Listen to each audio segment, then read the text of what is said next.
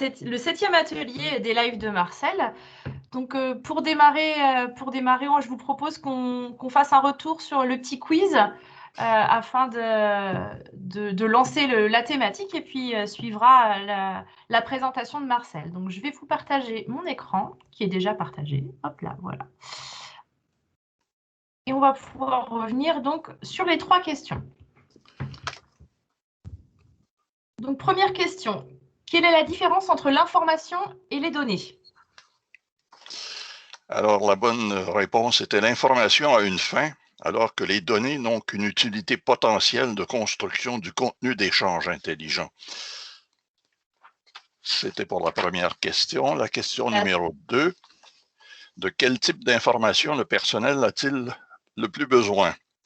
Le personnel a besoin d'informations sur toutes les dimensions d'affaires de l'entreprise. Il y avait effectivement, c'était la bonne réponse, la réponse C, alors que la réponse B qui était proposée, le personnel a besoin de l'information sur la concurrence et l'état du marché. Évidemment, la réponse C est beaucoup plus englobante que la réponse B. Effectivement, c'est une erreur de penser, comme beaucoup de gens le pensent au niveau de la direction des entreprises, que le personnel n'a besoin que de l'information directement liée à la tâche. Est-ce que ça va? Oui, tout à fait. Donc, 3, qu'est-ce que la communication efficace? Alors, qu'est-ce que la communication efficace? La communication efficace doit parler des bonnes choses aux bonnes personnes au bon moment. C'est pas plus compliqué que ça. Tout le monde a répondu ou presque a donné la bonne réponse qui était la B. On a 80% de réponses sur cette dernière question. Alors donc. Je vais faire Roland et puis je vous laisse prendre la main pour la présentation. Oui. Alors, partage d'écran.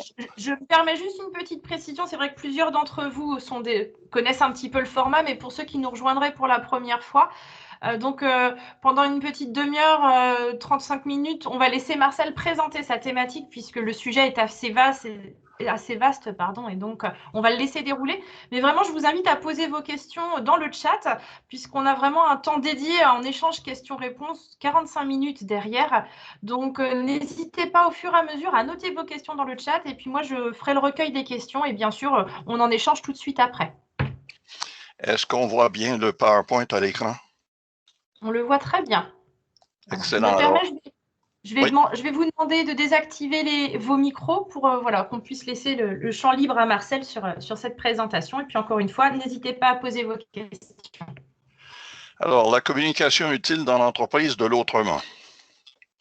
Alors, la logique de l'exposé, comprendre le langage, l'expérience de Tversky, les idées, importer les savoirs, l'apport concurrentiel des savoirs, limite des apports d'idées neuves, l'accélération de la diffusion, la prolifération tue la différenciation, rareté et prolifération, circulation des idées et embauche, singularité. Dans un premier temps, ce que je vais faire, comme je l'ai fait dans des capsules précédentes, je vais aborder des questions qui ont été couvertes plus ou moins complètement lors de la séance précédente et lier ça au thème de cette capsule-ci. Qu'est-ce que l'organisation? Que l'on parle d'une entreprise privée, d'un organisme public, d'une association professionnelle ou d'une association d'affaires ou d'un organisme charitable, peu importe. C'est d'abord un milieu où il y a des personnes, des ressources et des projets, donc il y a des interactions. On parle de stock de choses qui s'accumulent et de flux de choses qui circulent, des processus de résultats et d'optimisation de l'utilisation des ressources pour donner le résultat d'exercice. Donc, il doit y avoir un alignement et l'alignement se fait essentiellement sur la mission commune. C'est également un compact d'intention, de décision et d'actes. Donc, il y a des intérêts qui sont en cause. C'est des volontés, il y a une identité propre à l'organisation, il y a un objet, c'est-à-dire il y a une finalité. Donc, il y a une intelligence et l'intelligence, elle est directement liée au phénomène de l'actualisation de soi puisque les humains cherchent à se réaliser à travers leur engagement dans le domaine de l'activité économique. Alors, c'est également un service, il y a un besoin ou des besoins, il y a une réponse et il y a de l'innovation. Donc, on parle d'utilité, il y a un usage, il y a des échanges, il y a un avantage. L'avantage, évidemment, est pour le client et la performance s'analyse à la fin des opérations sur le cycle de vie entier de l'organisation. Donc, il est question d'apport et l'apport est directement lié à la vision que l'on a du marché, donc de l'amélioration de la condition sociale dans le marché. Alors, on a couvert à ce moment-là ce qu'on appelle les savoirs-connaissances, le savoir-faire, les habiletés et le savoir-être qui sont les comportements. Donc, tout ça passe à travers le phénomène des communications. Il y a de l'entrepreneurship, du leadership pour fin d'établissement de la valeur économique, de l'activité économique, de l'entreprise, et il y a à droite la satisfaction et le mieux-être au niveau plus global de la société. On parle des valeurs avec un S qui sont liées au comportement. Et en passant, il faut éviter les pelures de banane, justement, où les gens utilisent des termes à tort et à travers pour signifier des choses différentes alors qu'ils s'imaginent parler exactement de la même chose. Qu'est-ce que le management, tout secteur confondu? Le management, c'est d'abord un sense-making, c'est-à-dire de faire du sens en quelque sorte au niveau des personnes. C'est les éléments d'orientation qui sont définis par l'énoncé de mission, l'énoncé de vision, l'énoncé de valeur. Donc, il y a des domaines d'intervention, on a des projets, des ressources et une offre. Il y a des instruments et les instruments sont essentiellement de nature liés à la psychologie, à la sociologie et aux communications entre les personnes. C'est également le management, un problem solving. Là, on est au niveau du groupe et non plus au niveau des personnes. Donc, c'est la tâche qui est impliquée. Il y a des objectifs, il y a l'autonomie à la tâche et il y a le feedback pour faire en sorte que les personnes améliorent leur rendement à la tâche. On est en mode d'activité à travers la coordination de la tâche, les transferts de savoir et la gestion des voies et moyens.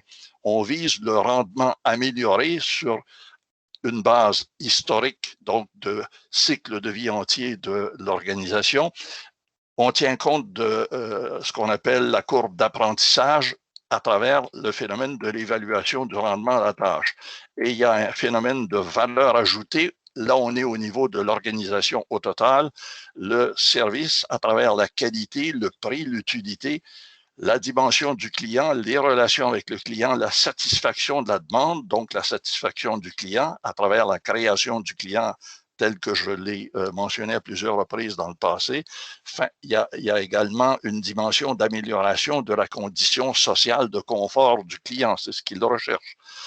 Et on est là au niveau de la communauté, la contribution de l'entreprise au développement social de façon générale et au niveau de l'économie de façon plus spécifique, particulière, et il y a un avantage, et l'avantage, encore une fois, doit être non pas au niveau de l'organisation, mais au niveau du client, au niveau du marché. Donc, vous avez les éléments de discours, les éléments d'acte, et il doit y avoir concordance entre les deux au niveau du service marché. Donc, il y a eu des promesses et il doit y avoir des réponses.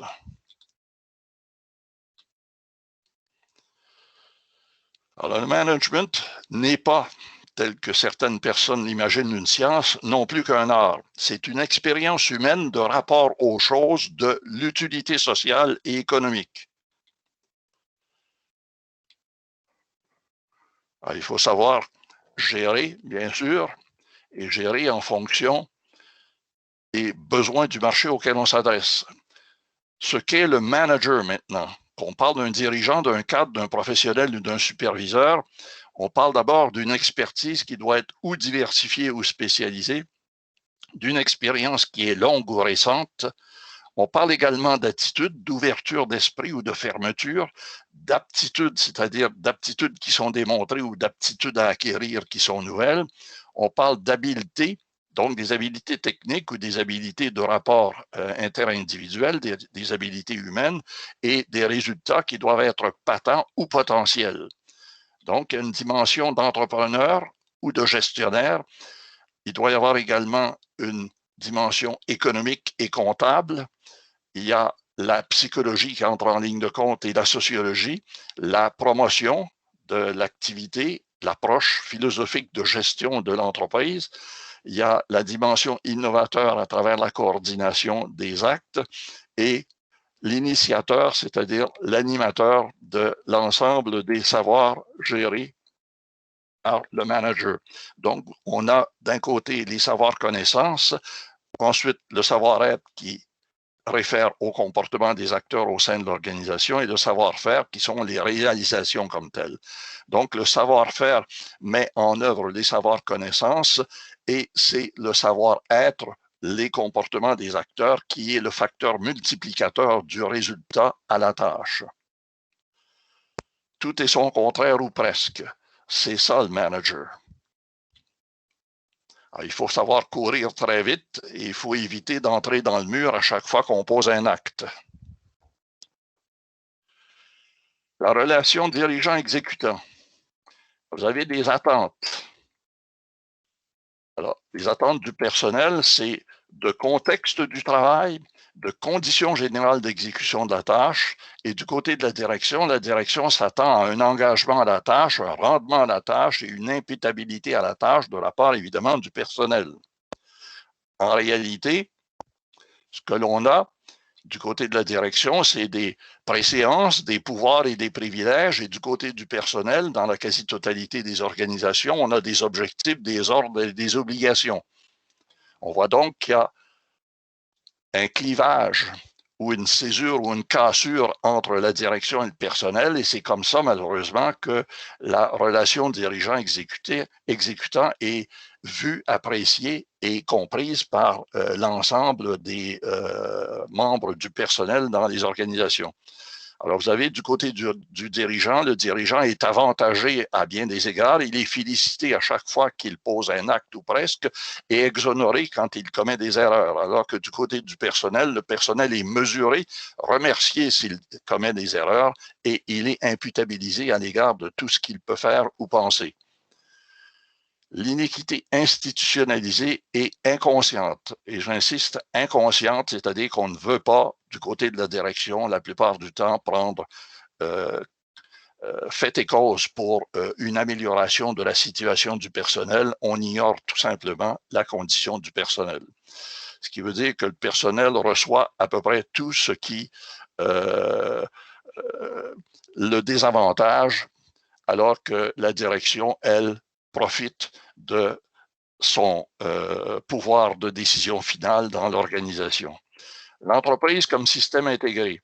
Alors, c'est des moyens, l'environnement interne, des inputs, les ressources et bien sûr le throughput qui est le processus de transformation et la fin qui est l'environnement externe où on a l'output. L'output, c'est le service rendu ou le bien livré au client. Donc, on est sur la mission, alors que le outcome, c'est la vision, la contribution à l'avancement social, à l'avancement de la condition sociale de la communauté dans laquelle s'inscrit l'entreprise.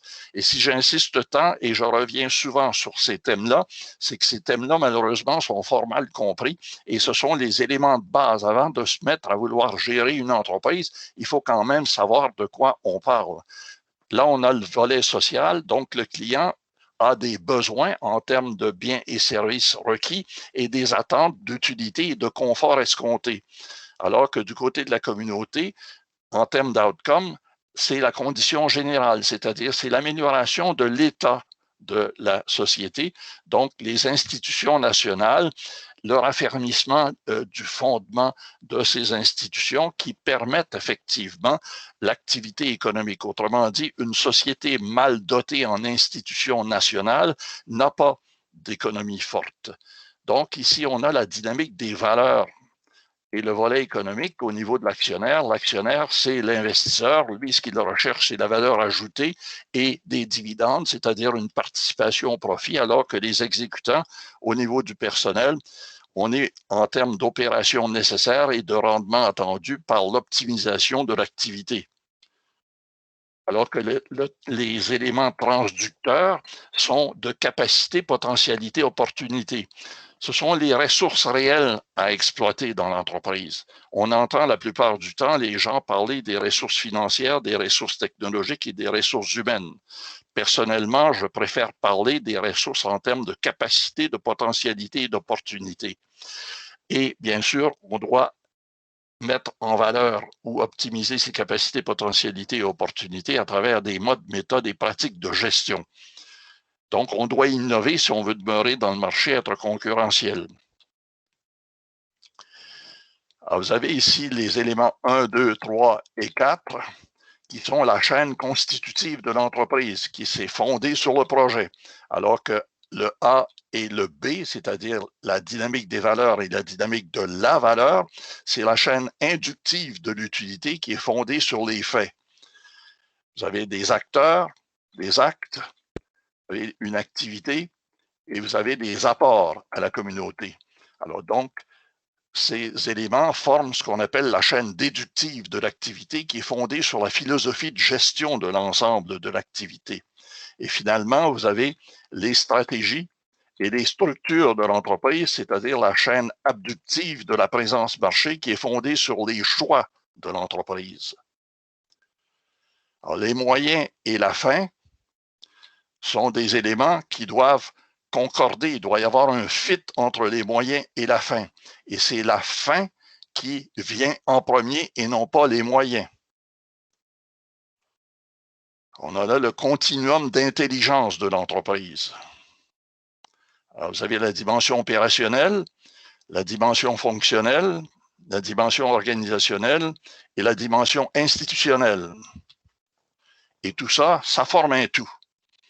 Et ça doit être concordant.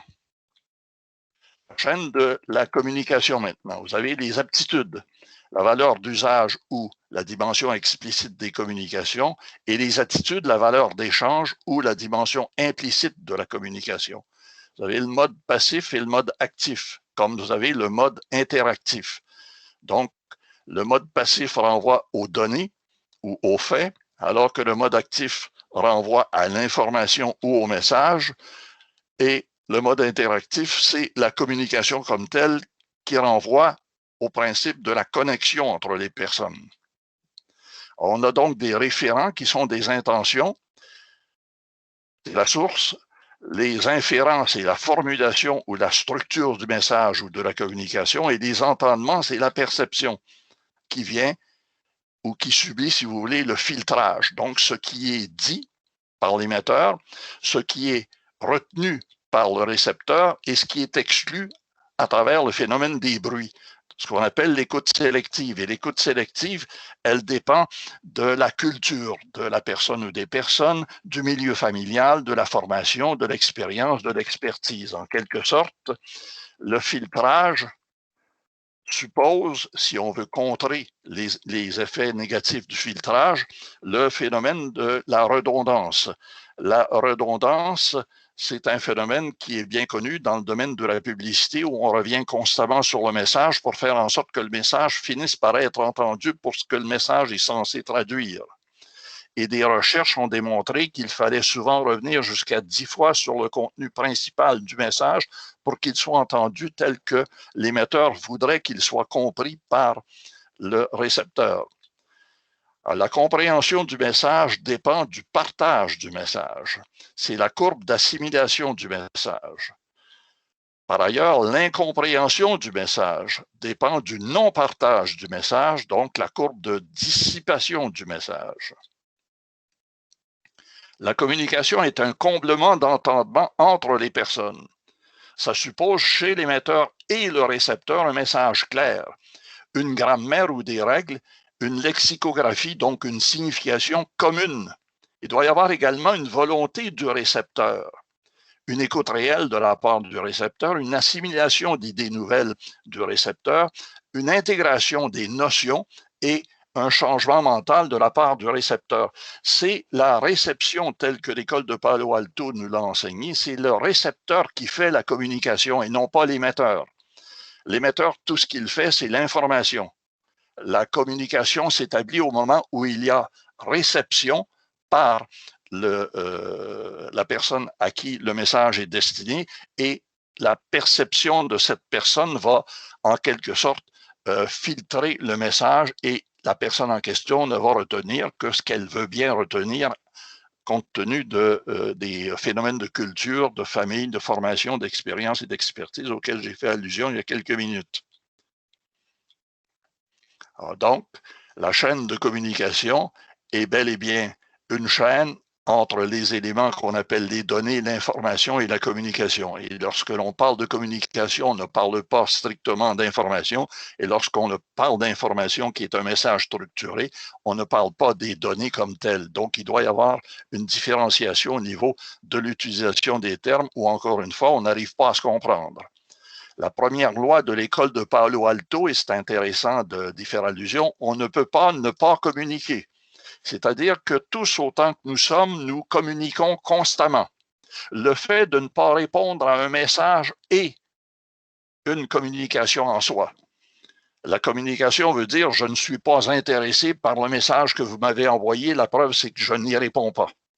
Alors, l'école de Palo Alto, avec les différents intervenants, Paul Václavic et les autres, nous ont enseigné une série de lois, dont la première loi est celle-ci. On ne peut pas ne pas communiquer constamment. Conséquemment, on est en mode de communication constante. Les éléments du mandat d'emploi.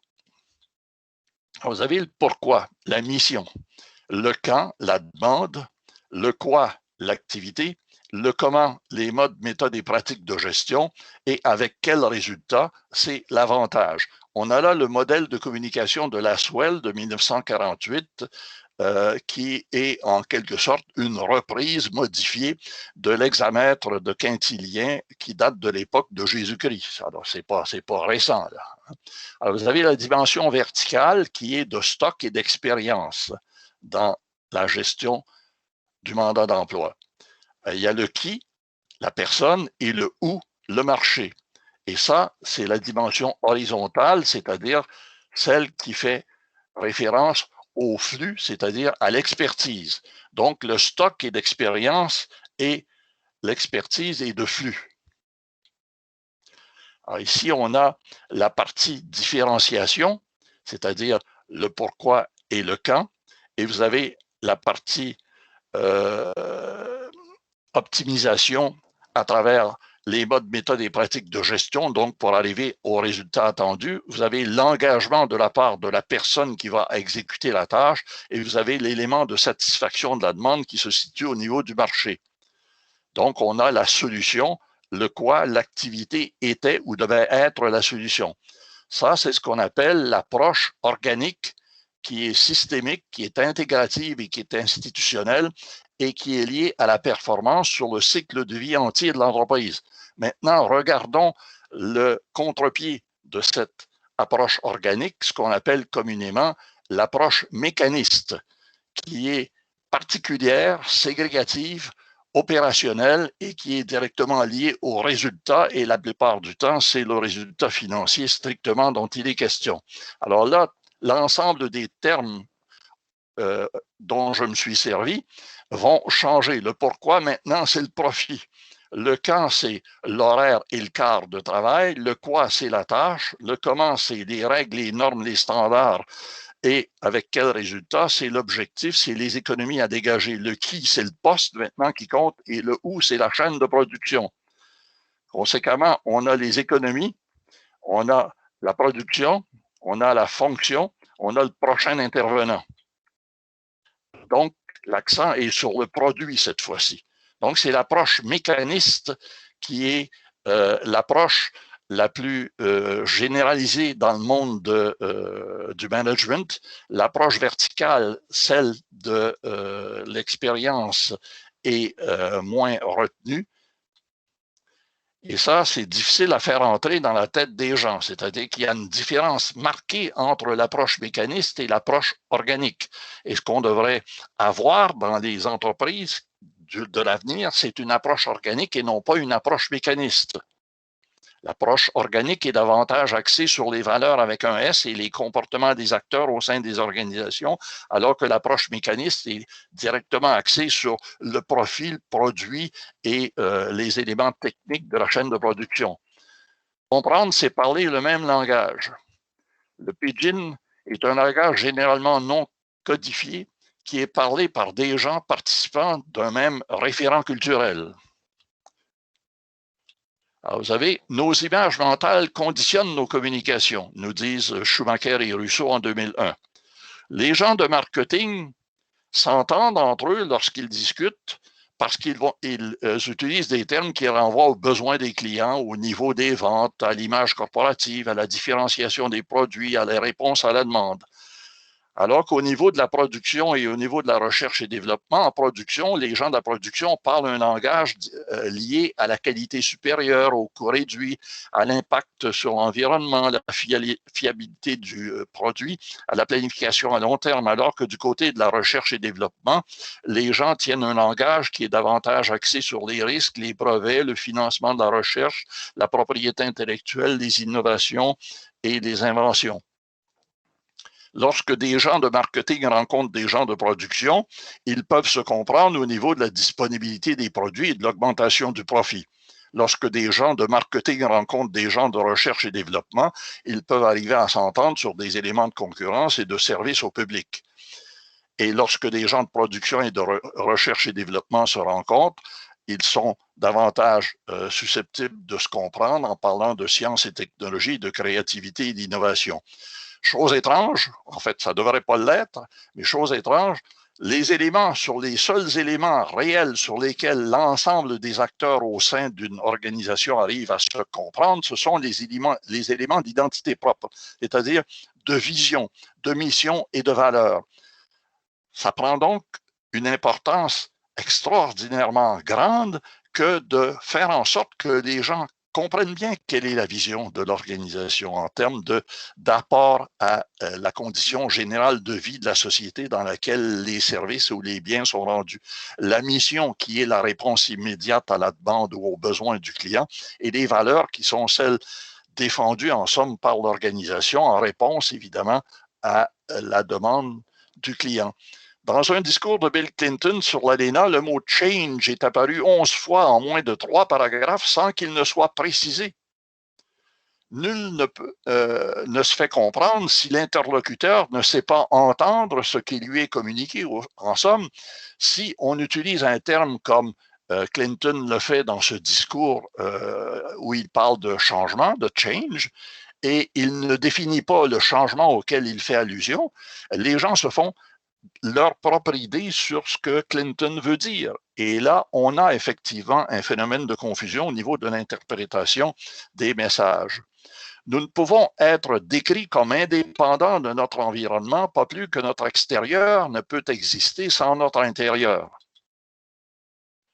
J'ai d'ailleurs écrit un ouvrage entier sur le phénomène de la définition des choses, mieux définir le management pour mieux comprendre l'entreprise, parce que à mon sens, avant même de se mettre à gérer une activité à travers une entreprise constituée, il faut commencer par savoir de quoi on parle.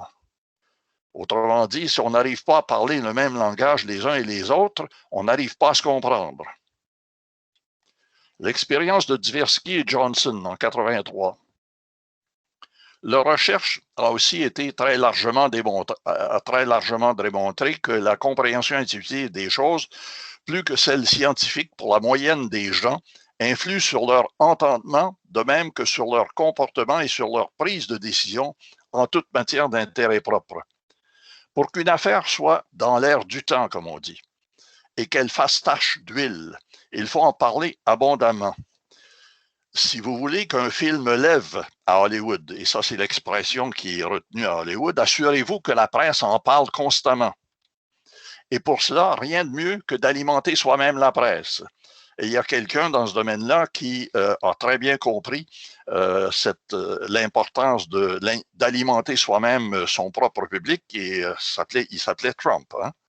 Et on a vu ce que ça a donné. Et on voit encore ce que ça peut donner aujourd'hui, alors qu'il parle de quelque chose, ce qu'on appelle aux États-Unis le big lie, c'est-à-dire cette fausseté qui circule.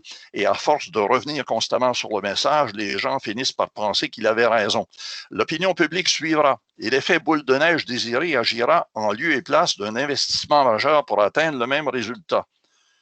Donc, diffusons ensemble et très largement le plan E, le plan de l'entreprise. Autrement dit, l'entreprise a tout intérêt à faire en sorte que le public au sens large et le public au sens étroit, c'est-à-dire sa clientèle la plus immédiate, comprennent mieux et comprennent bien l'évolution de ce qu'elle fait à travers le langage qu'elle utilise.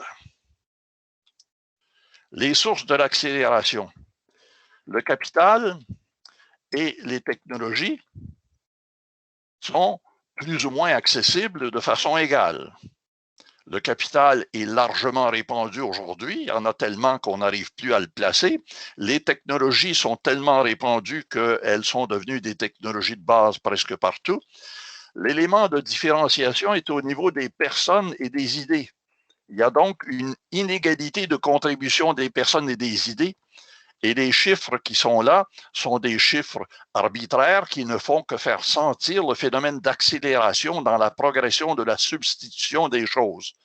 Donc, les idées sont remplacées beaucoup plus rapidement que les personnes que les technologies et le capital. Et c'est assez, ça semble contre-intuitif ou contradictoire ce que je viens de dire en parlant des technologies, parce que tout le monde dit que le rythme de changement des technologies est extrêmement rapide. Mais c'est un fait. Mais figurez-vous que les technologies sont tellement rapides qu'elles deviennent accessibles à peu près à tout le monde, donc on les retrouve partout. Donc, il y a un élément de stabilité qui s'installe. La concurrentialité est donc au niveau des idées.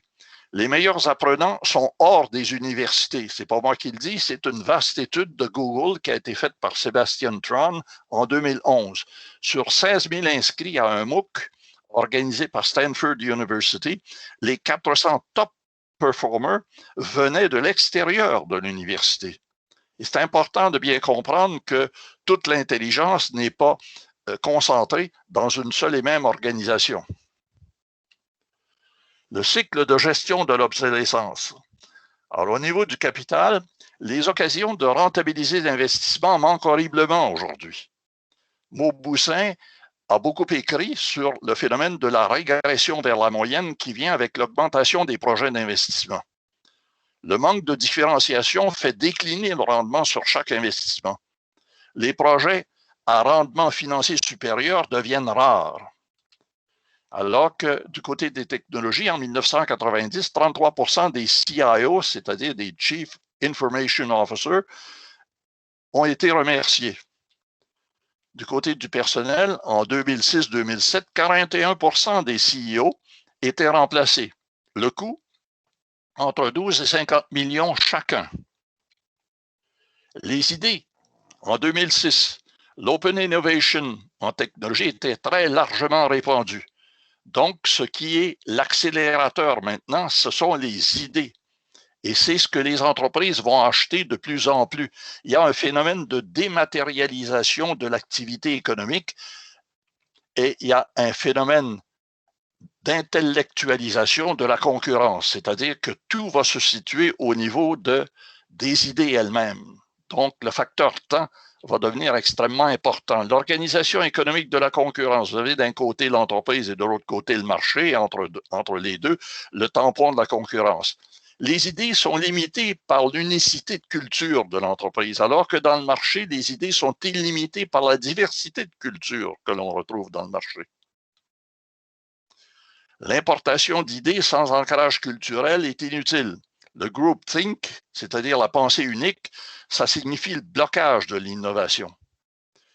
Et entre 2000 et 2010 et 2013 et 2015, Lafley, qui était le CEO de Procter & Gamble, a été le premier à lancer l'idée de créer ce qu'on appelle aujourd'hui l'Open Innovation, c'est-à-dire que lui, il l'a appelé le Connect plus Develop.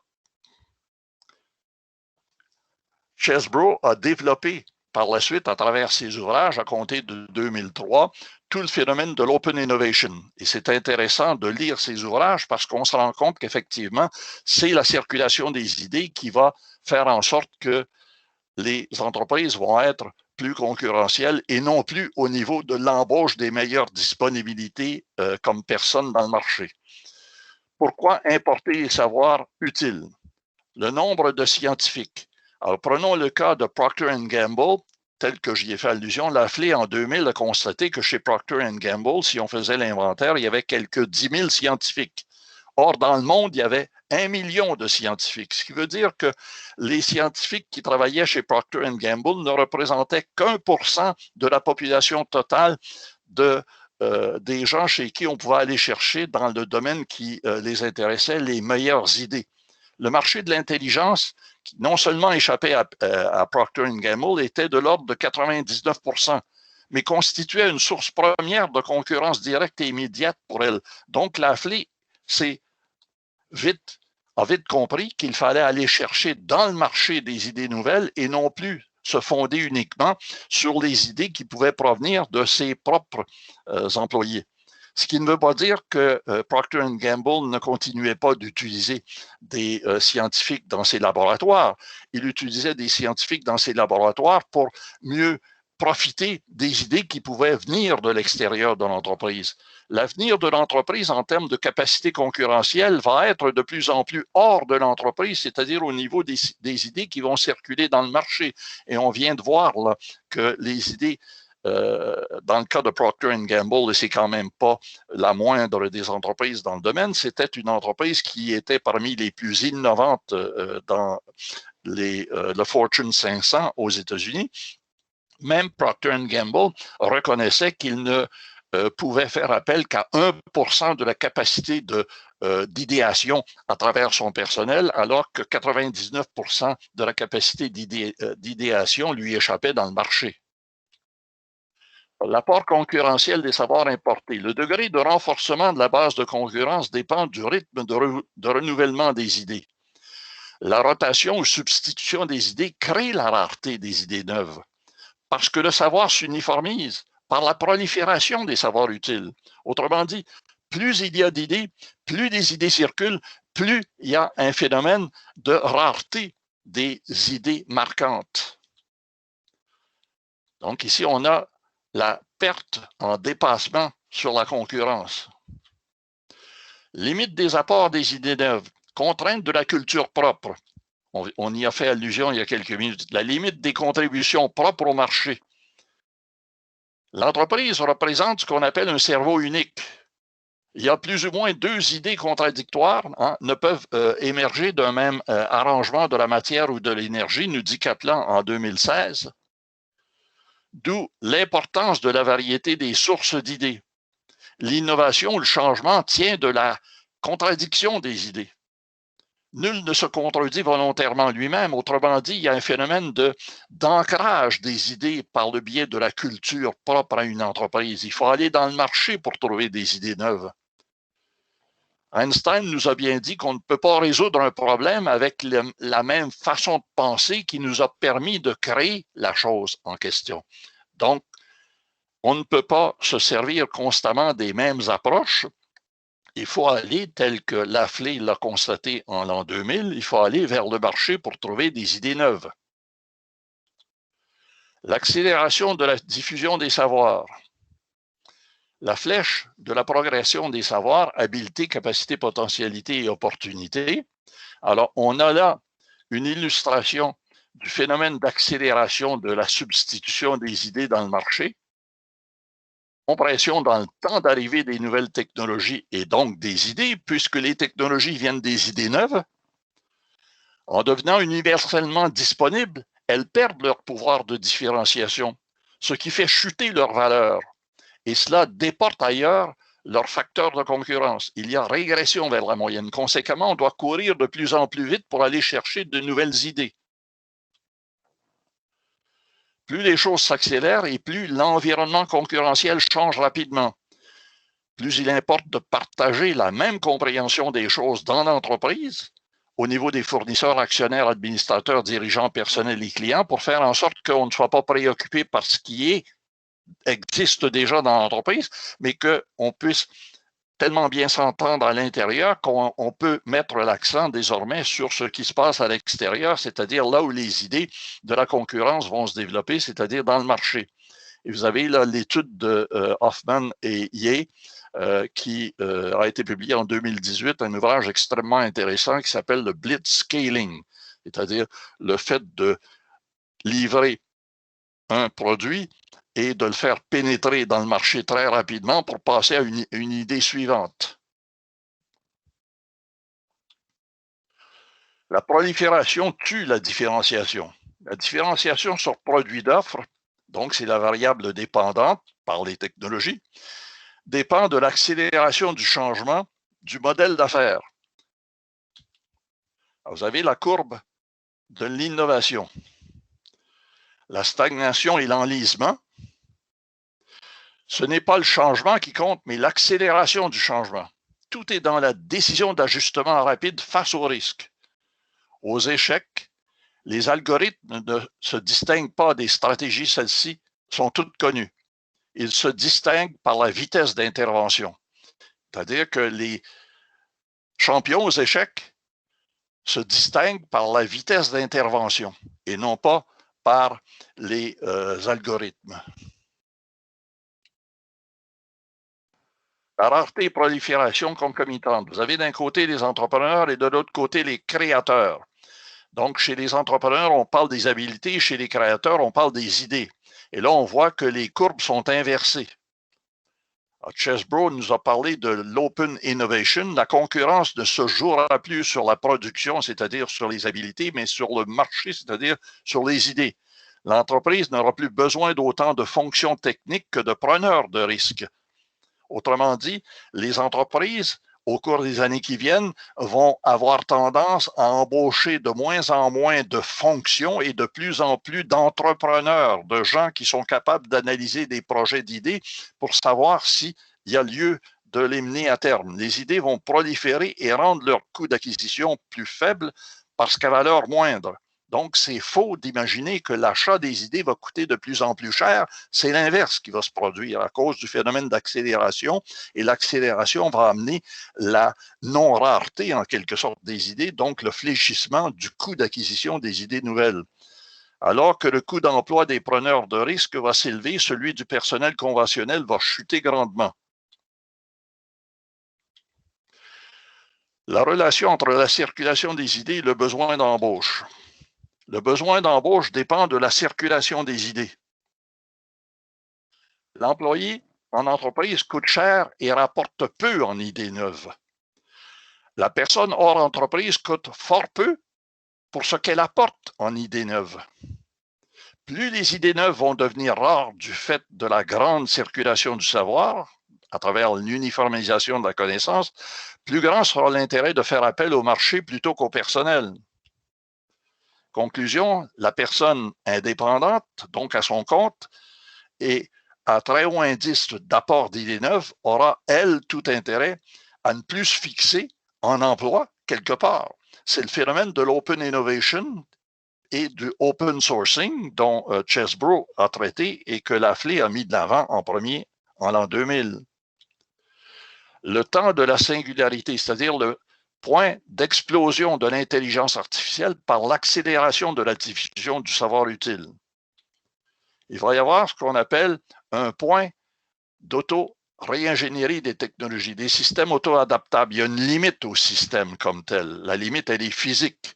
Le mur de l'embauche en entreprise va faire en sorte qu'il sera plus intéressant de vouloir concurrencer comme humains les machines. C'est les machines qui vont assumer la quasi-totalité de la fonction production au sein des entreprises et les humains vont chercher du côté des comportements à satisfaire la demande des clients. Donc, les humains vont être de plus en plus à l'extérieur de l'entreprise et non plus à l'intérieur de la boîte noire, c'est-à-dire à l'intérieur du processus de production. La progression exponentielle. Tout le monde connaît la fameuse fable du grain de blé et du jeu d'échecs 64 cases avec 18, je ne sais pas comment le dire, le chiffre, grains de blé, soit environ 370 milliards de tonnes de blé à raison de 50 grains par gramme, ce qui représente environ 1600 fois la production mondiale annuelle actuelle du blé.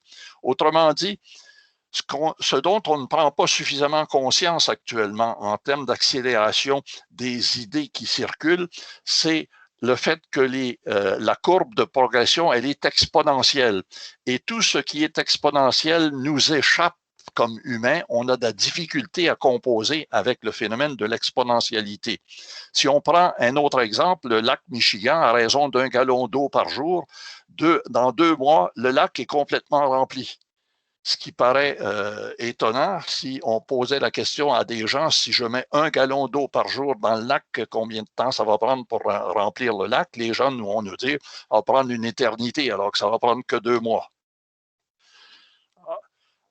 Kurzweil a fixé à 2045 le temps de la singularité, alors que d'autres, depuis, l'ont fixé plutôt autour de 2030.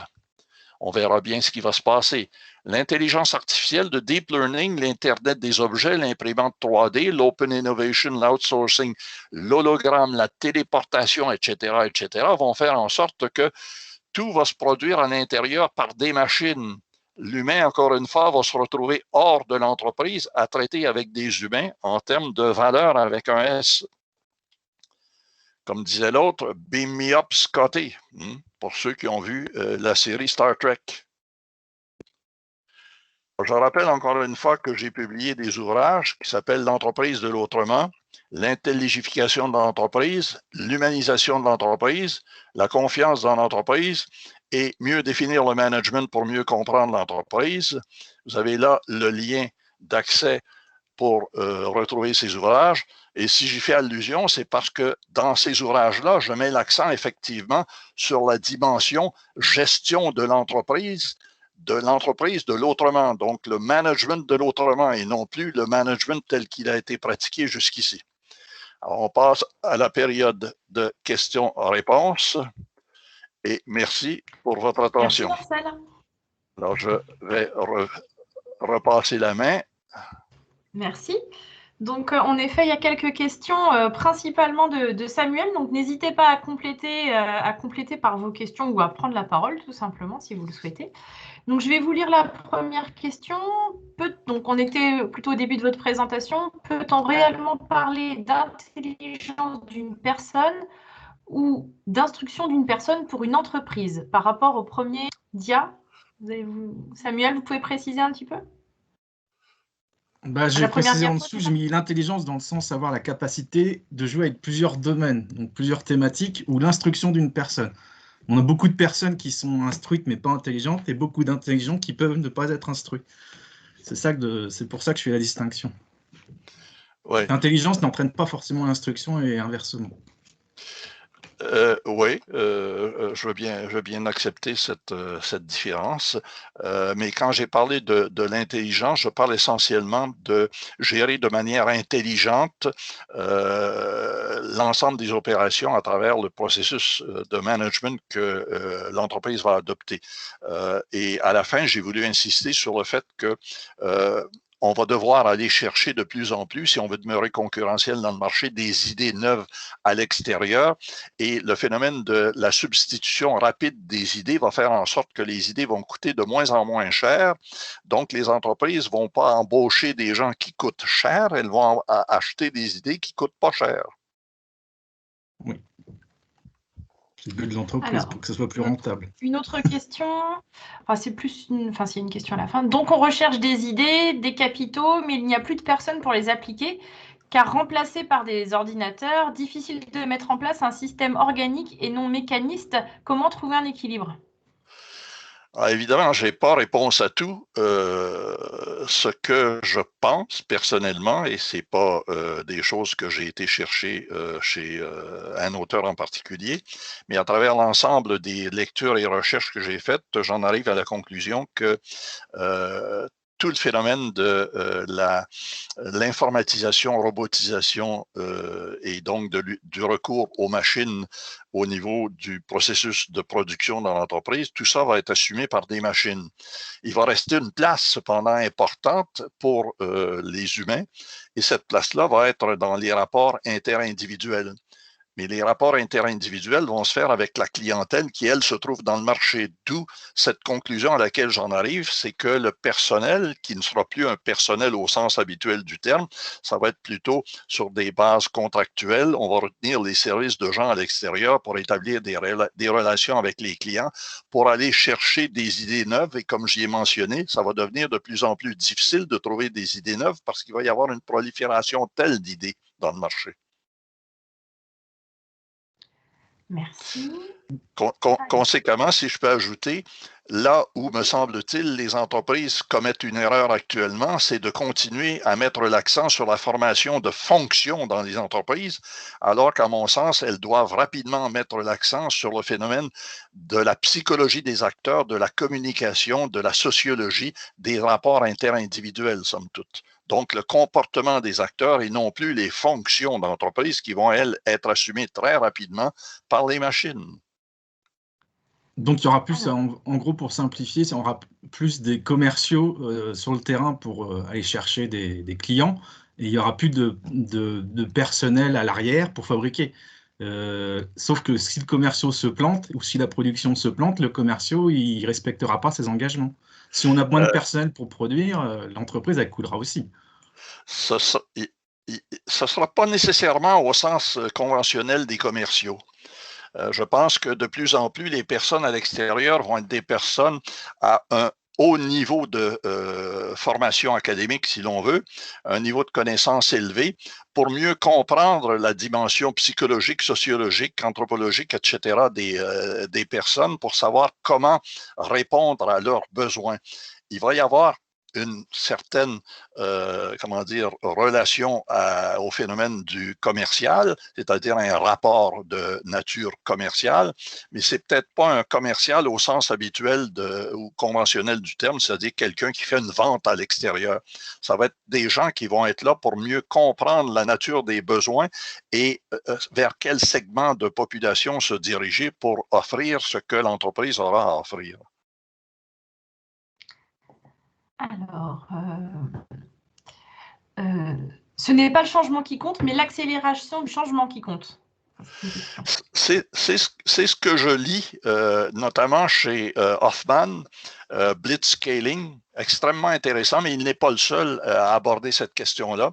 On le sent bien avec le phénomène de la substitution des technologies. Depuis 20 ans, les gens disent que les technologies se substituent de plus en plus rapidement. En principe, ils ne parlent pas des technologies, ils parlent des produits ou des gadgets qui sont dans le marché. Donc, quand on parle d'une innovation, la plupart du temps, ce que les gens ont à l'esprit, c'est un gadget, un iPhone, et non pas la technologie qui est dernière. Mais la technologie qui est dernière, elle est importante puisque c'est elle qui a permis le produit en question. Mais avant la technologie, il faut les idées et avant les idées, il faut les personnes innovantes. Donc, c'est des personnes innovantes qu'il va falloir trouver dans le marché et comme j'ai tenté de le démontrer actuellement, c'est-à-dire à travers cette présentation-ci, les idées vont être tellement nombreuses et circuler tellement rapidement qu'elles vont se généraliser et se généralisant, il va devenir de plus en plus difficile de trouver une idée qui va se démarquer par rapport aux autres. D'où pour répondre à la question de Samuel tout à l'heure, d'avoir des gens qui vont être capables d'aller chercher justement cet élément d'idées différentes dans le marché. Comment je vais m'y prendre?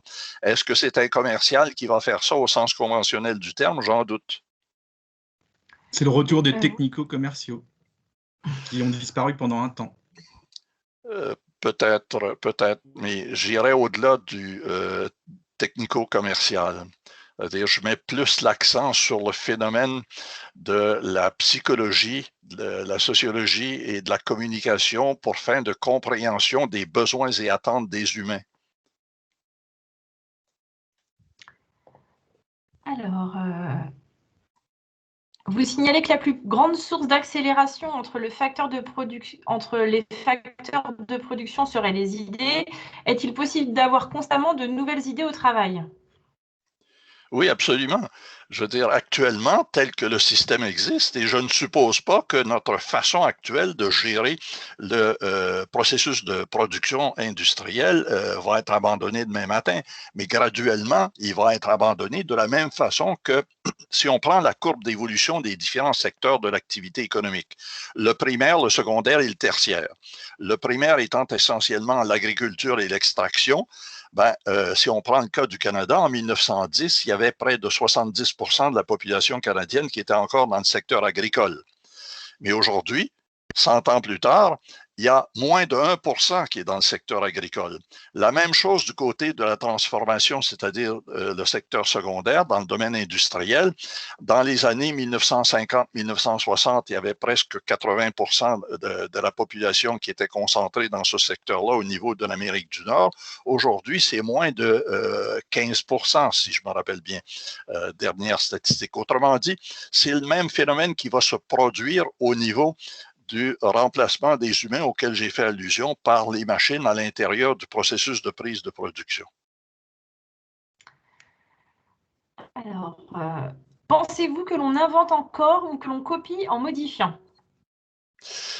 Alors,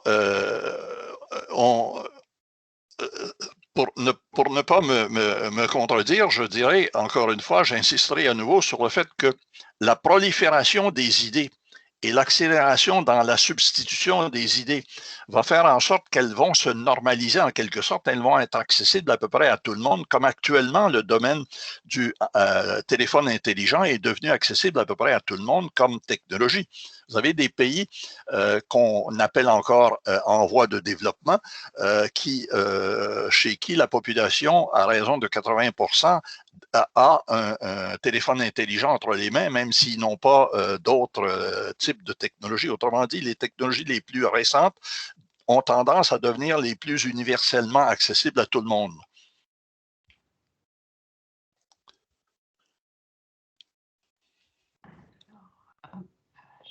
J'en ai d'autres par mail. Est-ce que ça répondait à la question? Catherine, ça répond à ta question?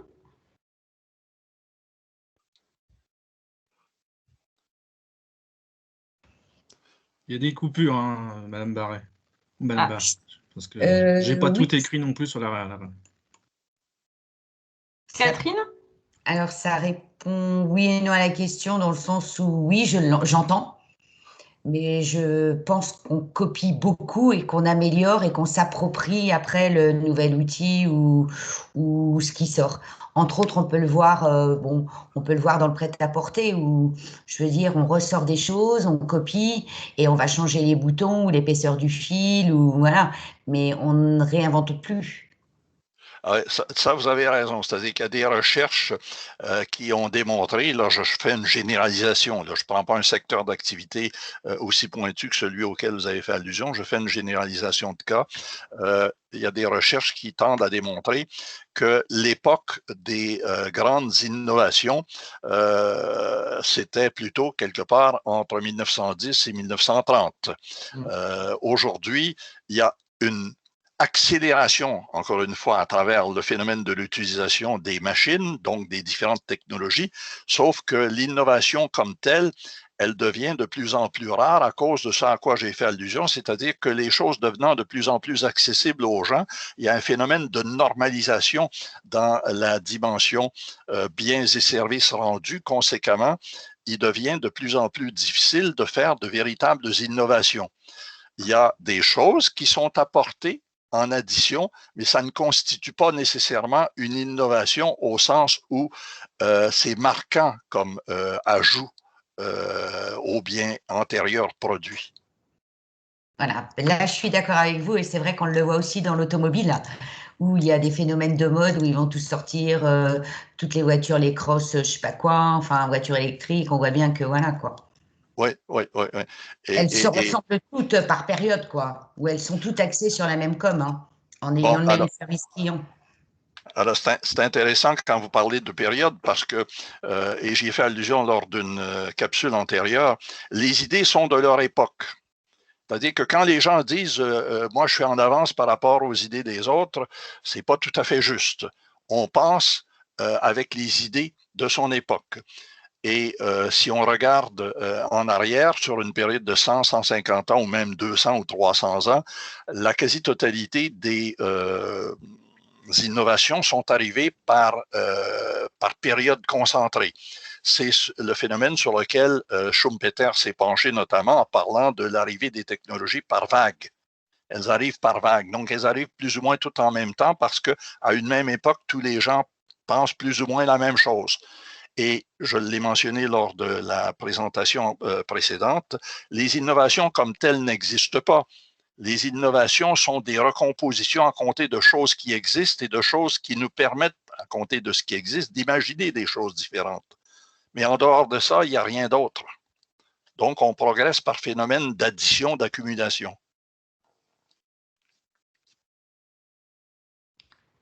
Merci. Est-ce qu'il y a d'autres questions? Ou est-ce que vous voulez faire des commentaires par rapport à ce qui vient d'être dit?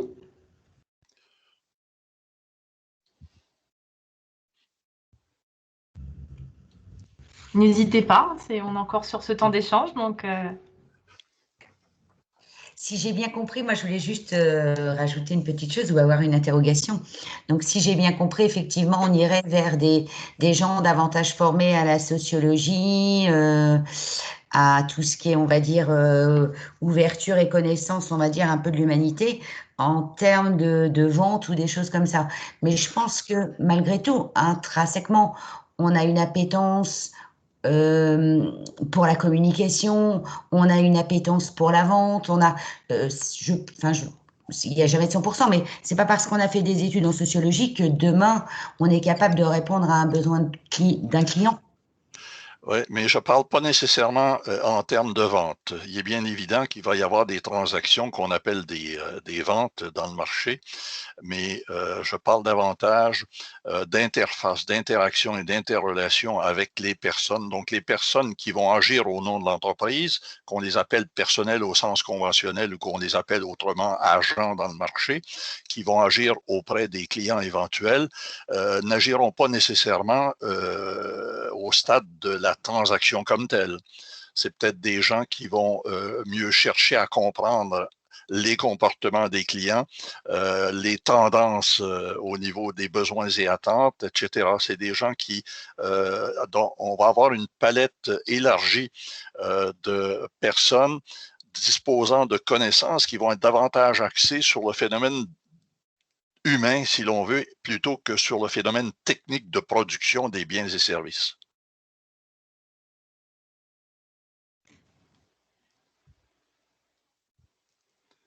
Donc, c'est la relation humaine qui va prendre le plus d'importance.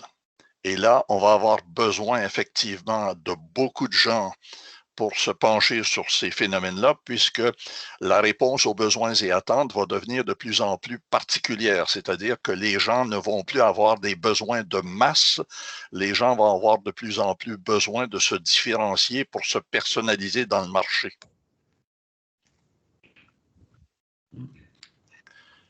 Et les machines vont pouvoir s'adapter très rapidement, comme elles le font en général, pour répondre sur ce qu'on appelle des chaînes ou des lignes de production de plus en plus courtes, c'est-à-dire de produire un bien tout à fait particulier pour un demandeur et un tout à fait différent 2 minutes après pour un autre demandeur. Ce que les humains, à l'intérieur du processus de production, ont de la difficulté à faire eux-mêmes parce que les humains s'ajustent sur une période de temps un peu plus longue. Les machines vont pouvoir le faire à peu près instantanément. Monsieur Tardif, j'ai juste une question sur justement cette notion de robotisation et de mécanisation et de humanisation.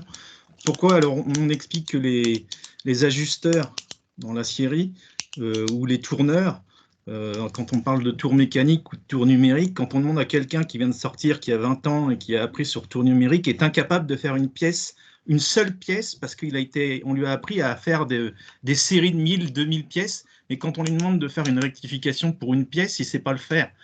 Or qu'une personne qui a appris sur un tour mécanique, et qui passe en numérique, elle peut faire les deux. C'est-à-dire elle peut faire des séries de 1000, 2000 ou travailler sur une seule pièce. Donc, il y a un problème que la robotisation ou la mécanisation entraîne. On va avoir une perte je dirais, de manuel au profit d'une part, en fait, plus de verbal et, comme vous dites, de relations interhumaines. Donc, Ouais, c'est ouais. ça que j'ai du mal un peu à Bon, cerner, moi. c'est-à-dire qu'il y a une période de passage là, qui est pas facile à gérer. C'est-à-dire le passage entre la situation parfaitement technique de production qu'on a connue au cours des 100-150 dernières années et l'approche qu'on aura ou on devra connaître au moment où la singularité va s'installer. Il y a une période de passage là, où il y a une espèce de flou à savoir, on va être plus ou moins entre deux chaises. C'est-à-dire, on va devoir embaucher encore des gens qu'on appelle des fonctions, et alors qu'on va avoir de plus en plus besoin de gens qui ne sont plus des fonctions, mais qui sont des personnes capables d'établir des relations avec d'autres humains à l'extérieur de l'entreprise.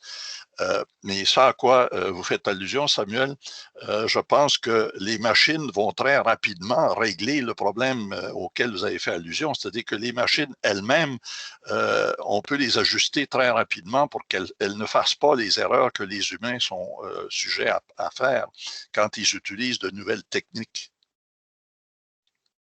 Mais la période de passage là, dans laquelle on se trouve actuellement, entre maintenant et 2030 et 2045, ben, il va y avoir un peu de tout là-dedans. Il va y avoir ce à quoi vous avez fait allusion, puis il va y avoir aussi le besoin de se diriger vers ce à quoi j'ai fait allusion moi-même, c'est-à-dire de faire cette séparation entre la boîte noire et le marché. La boîte noire étant le processus de production comme tel.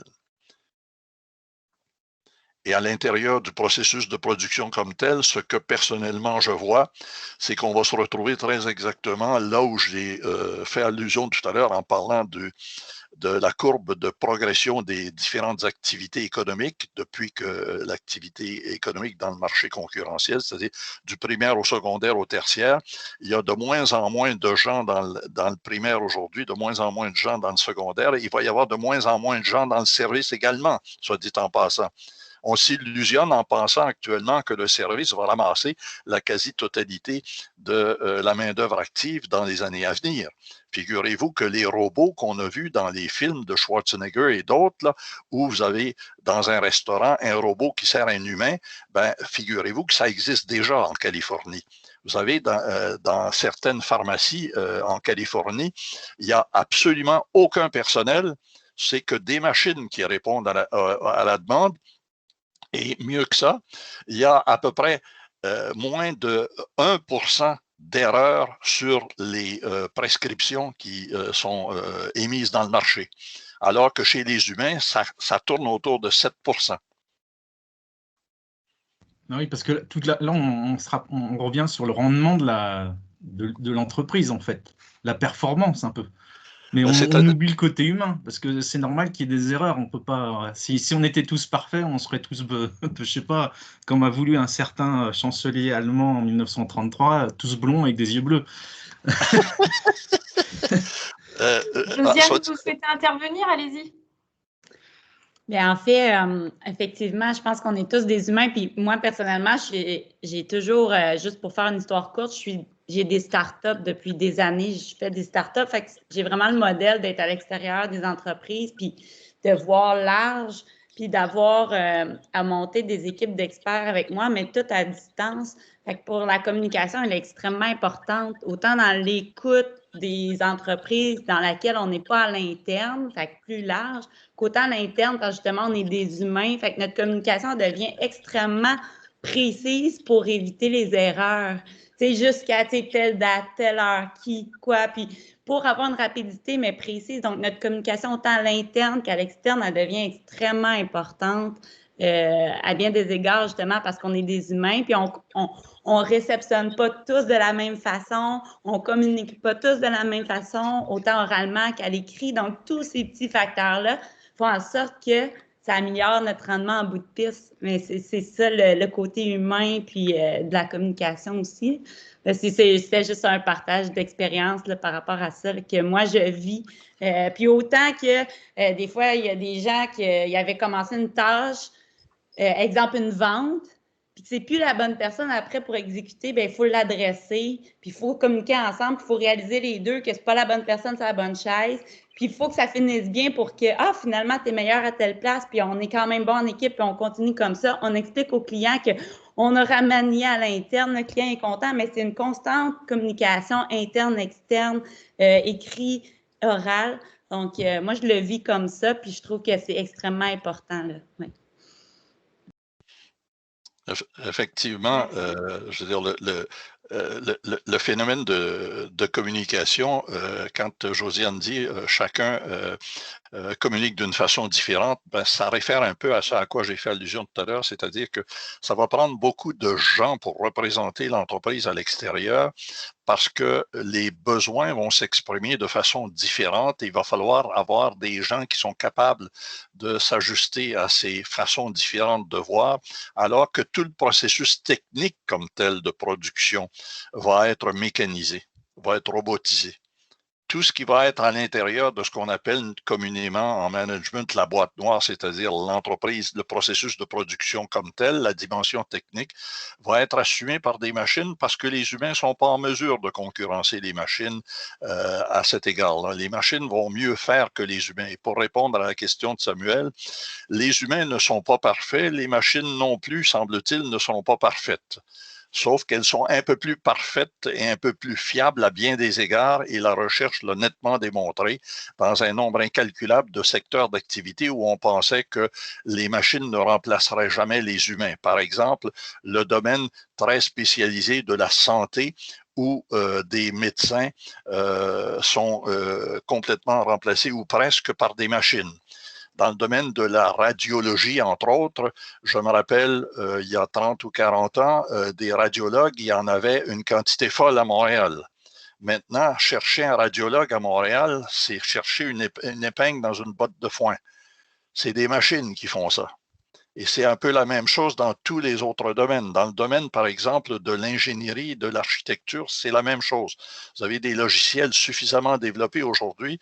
On n'a qu'à taper une coupe de données de base et le logiciel vous construit en image l'immeuble, le pont ou l'aéroport, peu importe.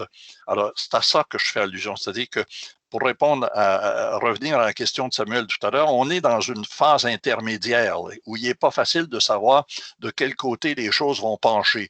Mais on sent très bien qu'il y a une tendance vers la sortie de l'humain de plus en plus de la boîte noire pour s'occuper des relations entre les humains parce que les machines vont assumer la quasi-totalité des fonctions de production dans l'entreprise. Il faut arriver à trouver, comme Madame Desroches, de bonnes équipes. Parce que c'est comme, si on n'a pas, comme vous dites, Madame Desroches, si on n'a pas une bonne équipe de compréhension, on va dire, qui comprennent les choses à la base, le produit qui est fait derrière, même si ça soit manuel, humainement ou robotisation, ne sera pas bon. Donc, mais moi, mon rêve, en fait, ça serait que, comme toute la plupart des personnes, c'est que tout le monde puisse avoir un travail. Mais comme vous dites, quand là, on va tous sortir de l'entreprise et ce sera des robots, je ne veux pas non plus que moi, ma santé, par exemple, on parle de point de santé, je sais qu'il faut déjà avoir une bonne connexion Internet pour ceux qui opèrent des USA dans d'autres pays, parce que si ça pouvoir, l'opération, elle ne se fera pas. Et il faut aussi sur place, donc ça fait 2 personnes qu'il faut. Il faut un chirurgien à distance et il faut un chirurgien qui contrôle sur le terrain, parce que si la machine se plante, là, on dira, bah, c'est la faute de la connexion, il n'y aura plus de responsabilité.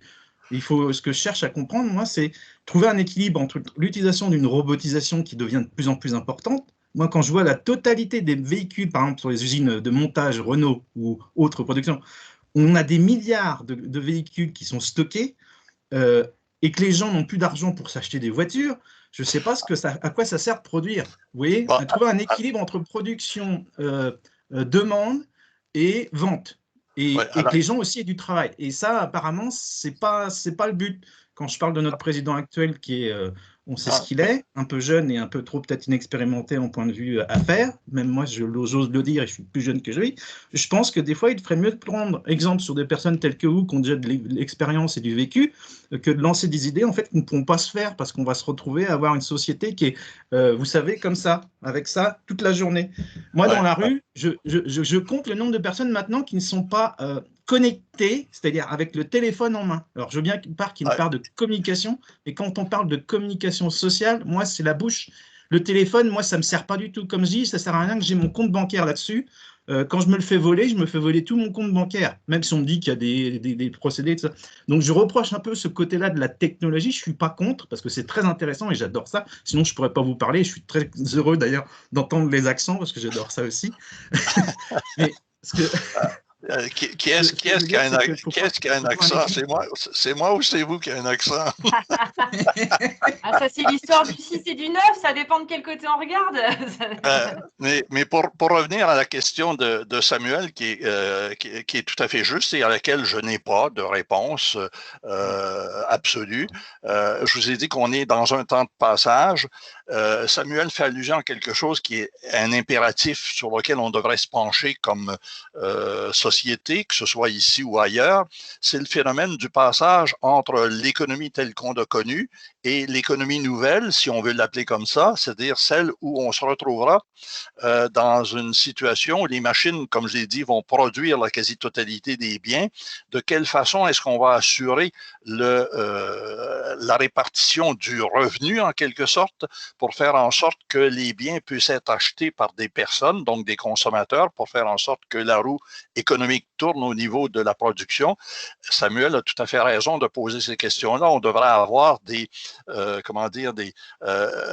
groupes de recherche au niveau des gouvernements qui s'intéressent à cette question, c'est-à-dire le passage entre la société d'hier et la société de demain pour éviter qu'il y ait une catastrophe à un moment donné, c'est-à-dire qu'on se retrouve dans une situation aussi idiote que celle à laquelle je vais faire allusion, c'est-à-dire que la concentration de la propriété industrielle se retrouve entre les mains de Bezos uniquement à l'échelle de la planète et tout le monde se retrouve le bec à l'eau, j'ai plus de revenus, j'ai plus d'emploi parce que Bezos a tout bouffé. Ça ne tient pas debout, c'est bien évident. Qu'est-ce qui va se passer? Est-ce que les gens vont être au niveau des différentes sociétés assez responsables et intelligents pour s'occuper de cette question et d'agir en conséquence, ou est-ce qu'on va attendre de se buter la tête contre le mur parce qu'il va être trop tard pour réagir? Alors, ce à quoi Samuel fait allusion à cet égard-là, c'est une question à laquelle je n'ai pas répondu et à laquelle je n'ai pas et je ne prétends pas avoir une réponse satisfaisante, mais il y a un temps de réflexion qui n'est pas utilisé actuellement par l'ensemble des sociétés. Tout à fait. On va faire un dernier petit tour de table. Avez-vous d'autres questions pour ceux qui ne se seraient pas exprimés? Je me permets, Samuel, histoire que tout le monde puisse... Mais c'est toujours un plaisir d'échanger, il n'y a pas de souci. Désolé. Non, pas du tout. Après, tout le monde n'a pas forcément l'aisance ou la volonté de s'exprimer à l'oral. Donc, bon, je pense qu'on a fait le tour de pas mal de questions quand même sur ce temps d'échange. Comment on peut faire pour contacter d'autres personnes, par exemple, si on veut discuter avec la personne d'Australie ou la personne… Catherine, attendez, s'il vous plaît. Vas-y, Catherine, je te laisse prendre la parole. Merci, Géraldine. Donc oui, moi j'avais une question à poser par rapport à ce que vous disiez, où effectivement, je pense qu'on en est un petit peu tous conscients, où les machines vont prendre… elles en prennent déjà et vont prendre de plus en plus de place, que ce soit dans les métiers, on le voit au niveau des caisses, au niveau de plein de choses. Et vous avez aussi parlé de la communication qui était très importante et qu'on devait aller vers une communication où on s'intéressait, où l'empathie, quelque part, on développait une meilleure empathie et autres. Mais j'ai pas forcément l'impression, je suis consultante, informatrice, j'ai pas forcément l'impression que dans les formations aujourd'hui, on met plus le doigt justement sur la communication, sur l'impact de ma communication, sur l'art de savoir poser les questions, sur la communication non verbale, la communication non violente. Et je pense que, alors j'ai plutôt l'impression que le champ se réduit par rapport à avant, en termes justement de sensibiliser le public à la communication, à l'impact de la communication. Oui, je pense que vous avez raison, c'est-à-dire que on ne met pas suffisamment l'accent sur cette dimension-là, cette dimension d'interface, d'interaction et d'interrelation entre les humains. On est encore au stade de la formation des fonctions. Et les fonctions, ça a une dimension technique de réalisation d'une tâche qui, comme vous l'avez reconnu, on serait bête comme humain de ne pas faire appel aux machines pour se substituer aux humains à déployer des efforts inouïs pour produire puis générer très peu de choses. L'intelligence commande, à mon sens, que les machines puissent produire à meilleur compte et que nous puissions bénéficier de ce que les machines auront produit. La grande question sociale à laquelle j'ai fait allusion suite à la question de Samuel tout à l'heure, et c'est une question qui est extrêmement importante, c'est comment changer la société actuelle pour faire en sorte qu'on puisse faire le passage sans se casser la gueule les uns et les autres parce qu'on aura attendu trop longtemps. Autrement dit, on est en train actuellement, et on le voit avec le COVID-19, on l'a vu aux États-Unis et ailleurs, je parle des États-Unis parce que j'ai une meilleure connaissance des données statistiques aux États-Unis, il y a un nombre d'emplois incalculables qui ont été perdus et qui ne seront pas récupérés. Alors, de quelle façon est-ce que le phénomène de concentration de l'activité économique, et la concentration de l'activité économique est directement liée au phénomène de la concentration de la propriété de l'activité économique, elle s'en va de plus en plus entre les mains de très peu de gens. Conséquemment, la question de Samuel tout à l'heure, comment les gens vont faire pour acheter des biens s'ils n'ont pas de revenus? D'où le problème de la répartition de la richesse. De quelle façon est-ce qu'on va s'entendre les uns et les autres, j'entends à l'échelle mondiale, pour faire en sorte qu'il y ait une répartition qui soit, entre guillemets, humanisante ou humanisée, plutôt que d'avoir une approche parfaitement économétrique à la distribution de la richesse par le biais d'un système de fiscalité. Il y a de grandes questions qui se posent et malheureusement, on ne voit pas dans le discours des politiciens qui ont une responsabilité énorme à l'égard de ce changement social, on ne voit pas de préoccupation chez les politiciens actuellement, du moins, ils n'en parlent pas. Sans doute parce qu'ils n'ont pas une réponse définitive, mais la réponse définitive, je ne l'attends pas non plus des politiciens comme tels, je l'attends de groupes de recherche, de philosophes, de sociologues, d'anthropologues, etc., qui vont se réunir pour tenter de trouver des voies des voies alternatives en quelque sorte au système de distribution actuel de la richesse, parce que la production industrielle, on ne pourra pas la stopper.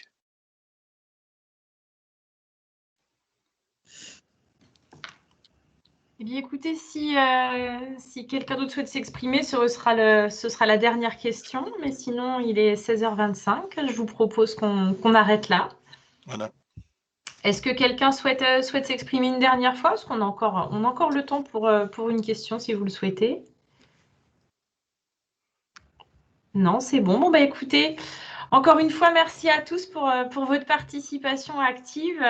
On se retrouve donc dans 15 jours, le 20 mai, pour la prochaine édition, donc toujours le jeudi à 15h. Merci encore Marcel pour tous ces éclairages et ces échanges autour de ce sujet de communication. Et puis, je vous souhaite à tous une excellente après-midi. Merci infiniment, merci aux participants. Merci. Et à la prochaine. Merci Marcel. À bientôt. Merci à tous.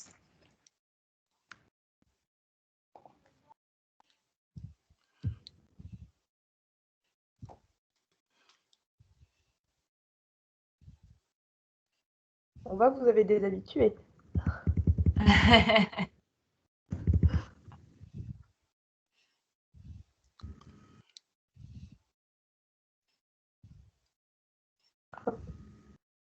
Alors.